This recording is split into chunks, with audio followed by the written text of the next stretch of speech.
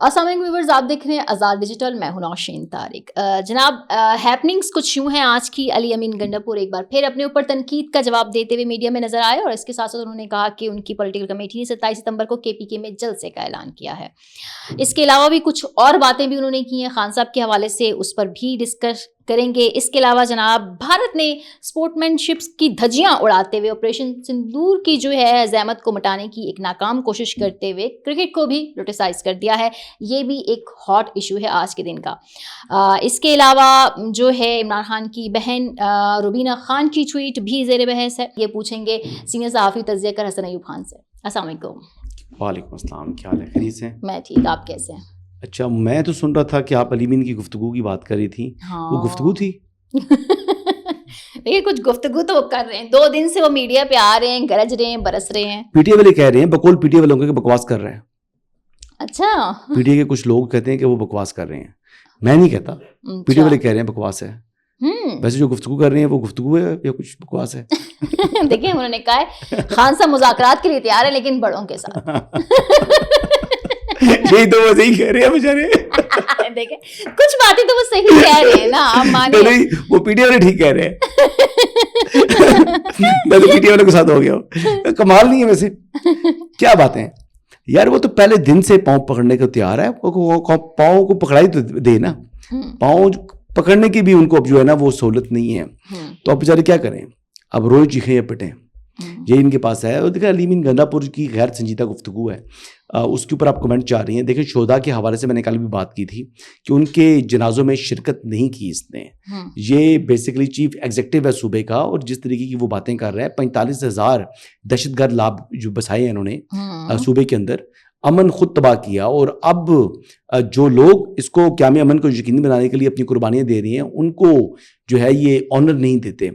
ना दें जी। बात जी है कि इनसे कोई पूछे कि जनाब ये 50 करोड़ रुपया लगाकर यहाँ पर जो पीर सुहावा के अंदर अपना बनाने जा रहे हैं ये लोग, एक केपी हाउस नया।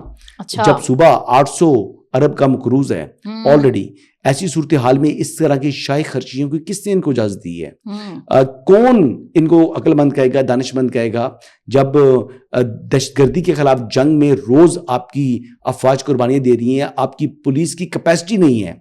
पुलिस की कैपेसिटी बिल्डिंग करें, आप उनको जो है जदीद वेपन्स दें, आप उनको नए गैजेट्स दें ताकि वो दहशतगर्दी का मुकाबला कर सकें। अमन होगा तो सूबे में कारोबार होगा। लोग भत्ते की पर्चियां देते हैं वहां पर लोग जो है वो अगवाकारों के हाथों जरगमाल बन चुके हैं। तो ऐसी सूरत हाल में ये बंदा 50 करोड़ रुपए लगा रहे हैं यहाँ पर। देखे ना, हरिपुर बनता है, ये तहसील हरिपुर बनती है, इसके अंदर आप इतनी शाह खर्ची कर रहे हैं। किसने आपको इजाजत दी है कि टैक्स पेयर के पैसे को इस तरह अब्यूज करें? कोस्तान के अंदर आपके सामने देखें कि एक बड़ा करप्शन स्कैंडल आया, अरबों रुपए उस बंदे के घर से बरामद हो रहे हैं। तो ये तो उनके हालात हैं। पेपर स्कीम्स ये सूबे में दे रहे हैं, करप्शन का राज है। और बकौल जो गवर्नर खैबर पख्तूनख्वा है कि जो फैसल अमीन है वो इसका फ्रंट मैन है, और वो उसी के कहने पर पोस्टिंग ट्रांसफर्स होती हैं। भाई है इसका, ठीक है। तो वो कह रहा है कि जनाब किसी ने कहीं भी पोस्टिंग ट्रांसफर चाहिए, पैसे दो और जनाब पोस्टिंग ले लो। तो ये तो गवर्नेंस का इनका आलम है। और बातें जनाब किस किस्म की बातें कर रहा है ये अडियाला के बाहर आकर।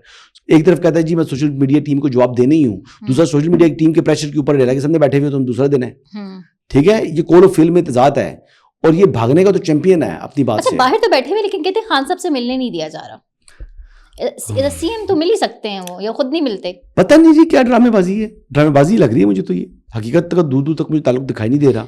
देखिए, पहले जब ये मिलना चाहे बैरिस्टर सैफ अगर मिल सकता है तो फिर अली मीन की मुलाकात के लिए क्या बीच में रुकावट है जी? मुझे तो कोई रुकावट दिखाई नहीं देती। हाँ, उसकी नीयत में मुझे फतूर जरूर दिखाई दे रहा है। और फिर इमरान रियाज से मुताल्लिक कितने तारीखी अल्फाज अदा कर रहे हैं। जी बिल्कुल, सुने आपने क्या कहा है उन्होंने? उन्होंने सोशल मीडिया को भी अनगाइडेड मिसाइल करार दिया है और कहा है कि इन ड्रामों की वजह से ही खान साहब आए। असल में जो उनके जज्बात है ना इमरान रियाज से मुताल्लिक, वो अब इस तरह वो बयान नहीं कर सके जैसे उन्होंने वीडियो कॉल लीक की थी ना महर शराफत ने। यही जज्बात है उनके इमरान रियाज से मुताल्लिक भी।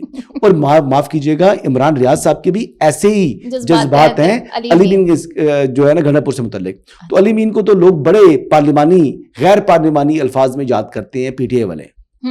पीटीआई के अंदर ये बंदा इंतहाई गैर मकबूल हो चुका है। पीटीआई के अपने लोग इसको जो है वो पसंद नहीं कर रहे, लेकिन फिर भी कहता है कि मैं पीटीआई हूँ। अच्छा, इमरान खान साहब की जो हमशीरा हैं रुबीना खान, उनका ट्वीट आया है।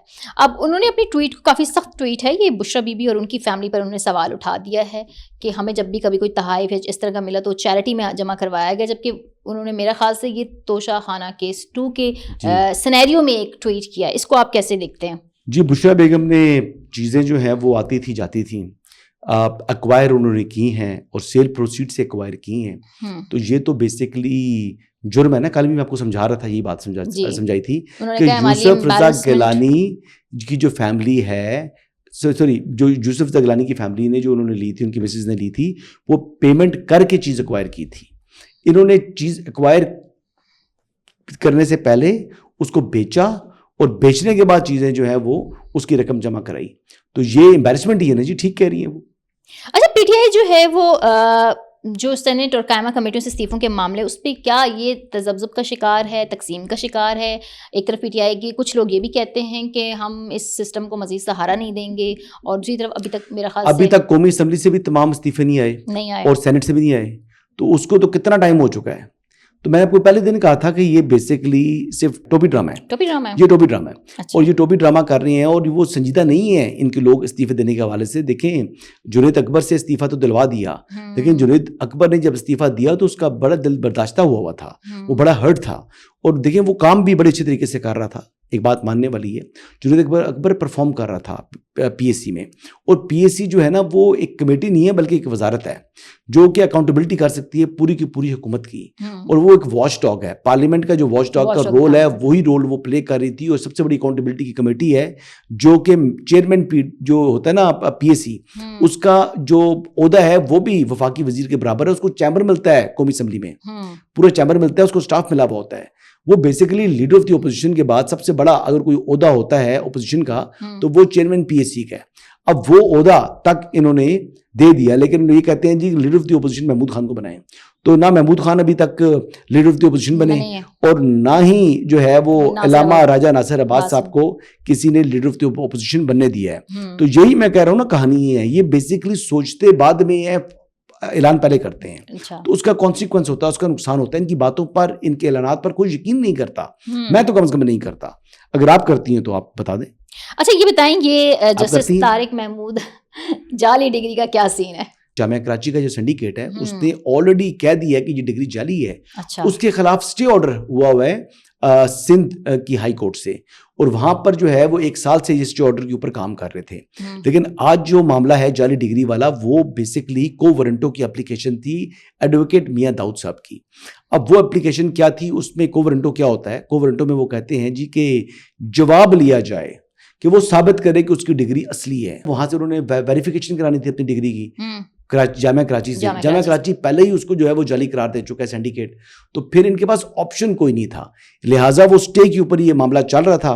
और अभी आज जो को वारंटो की एप्लीकेशन थी उसमें अदालत ने जो लॉ ऑफिसर्स को सुनने के बाद जो बेसिकली डिविजनल बेंच था इस्लामाबाद हाई कोर्ट का, चीफ जस्टिस की सरबराही में साथ जस्टिस आजम थे साथ उनके, तो उन्होंने इनको काम करने से जुडिशल वर्क से रोक दिया है। उसकी वजह यह है कि अगर एक जज है वो उसका प्री रेक्विजिट जो है वो उसका प्री रेक्विजिट है एलएलबी, एक कॉन्स्टिट्यूशनल ओहदा है, उस ओहदे के ऊपर वो शख्स किस तरह बराजमान रह सकता है। और ये मैटर जो है ऑलरेडी सुप्रीम जुडिशियल काउंसिल के अंदर भी पेंडिंग है। जो एसजेसी जो है ना आर्टिकल 209 के तहत एक यूनिक फोरम होता है जो जजेस की इंक्वायरी करा सकता है।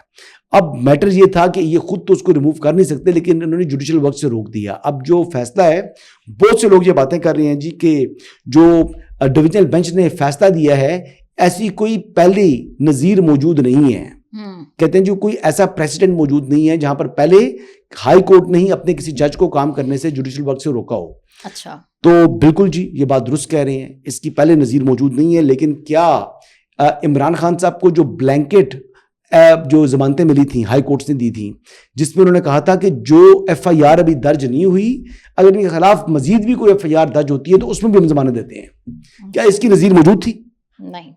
नहीं थी ना, तो फिर इसकी नजीर भी मौजूद नहीं है। तो ये तो कम से कम जुडिशियल ऑर्डर है, जाओ चैलेंज करो सुप्रीम कोर्ट में। ठीक है, किस तो रोके आपको चैलेंज करने से? तो जो मोअज़्ज़ज़ जज साहब थे, जस्टिस तारिक महमूद जहांगीरी साहब, इन्होंने बेसिकली अब इनका जो नया रोस्टर जारी किया है चीफ जस्टिस ने, उसमें उनको कोई बेंच नहीं दिया गया, ना वो सिंगल बेंच में है ना वो डिविजनल बेंच में है। सो लिहाजा अब वो बेसिकली अपना चैम्बर वर्क कर सकती हैं, इसके अलावा वो उनके पास कोई इख्तियार नहीं है। ओके, कोई जुडिशियल ऑर्डर वो पास नहीं कर सकते। ठीक है। अच्छा, अब आ जाते हैं जी हम अपने पड़ोसी पर। भारत ने जो है वो ऑपरेशन सिंदूर की ज़हमत का बदला शेक हैंड ना करके जो है वो लेने की कोई पॉलिसी बनाई है, लेकिन बहरहाल क्रिकेट को भी एक दफ़ा पोलिटिसाइज कर दिया है। आप इस पर क्या कहते हैं? देखिए, ये जेंटलमैन गेम थी और इस जेंटलमैन गेम को उन्होंने बेसिकली पोलिटिसाइज किया, तो इस पर कोई नेक नामी नहीं वसूल कर रहा इंडिया। दुनिया के जितने जो लेजेंड टेस्ट क्रिकेटर्स हैं उन्होंने इस बात पर बहुत सख्त बुरा बनाया है। और इन्होंने जो हाथ शेक हैंड नहीं किया, इस पर बहुत रिग्रेट और अफसोस का इजहार किया है और उन्होंने बड़ा क्रिटिसाइज किया इंडिया को, और क्रिटिसाइज करना बनता है क्योंकि देखिए ना, ये जेंटलमैन गेम है, ये कोई बारबेरिक गेम नहीं है, ये कोई रग्बी की तरह एक दूसरे को धक्के मुक्के मारने वाली गेम नहीं है। यहाँ पर तो अगर कोई फुल टॉस बॉल कराता है या आपकी चेस्ट हाइट के ऊपर फुल टॉस बॉल आती है, वेस्ट से ऊपर आती है, वो नो बॉल कंसिडर होती है। अगर एक बंदे का एक कदम भी लकीर से आगे आता है तो वो नो बॉल होती है, कंसिडर होती है। तो जो इन्होंने किया है ये तो बेसिकली नो गो एरिया था कि शेक हैंड ना करना।